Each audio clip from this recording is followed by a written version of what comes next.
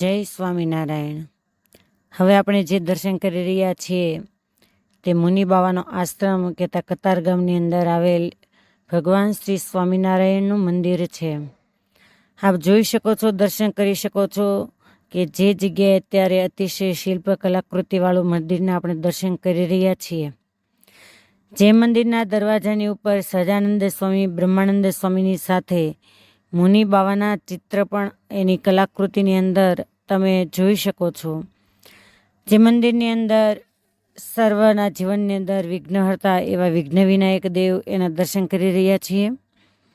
મુનિ બાવાના આશ્રમ તરીકે ઓળખાતો આ કતારગામનું મંદિર કે જ્યાં પહેલાં મુનિ બાવાનો આશ્રમ હતો, જ્યાં હનુમાનજી મહારાજ એ અત્યારે મંદિરની અંદર બિરાજમાન છે, એના તમે દર્શન કરી રહ્યા છો.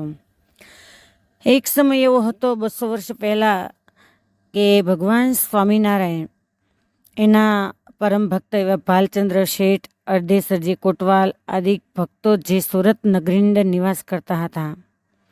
તમે જે દર્શન કરી રહ્યા છો તે મુનિબાવા આશ્રમ કહેતા કતારગામ સ્વામિનારાયણ મંદિરમાં ગોપીનાથજી મહારાજ, હરિકૃષ્ણ મહારાજ અને રાધિકાજી એ મધ્ય દેરાની અંદર બિરાજમાન છે, જેના આપણે દર્શન કરી રહ્યા છીએ.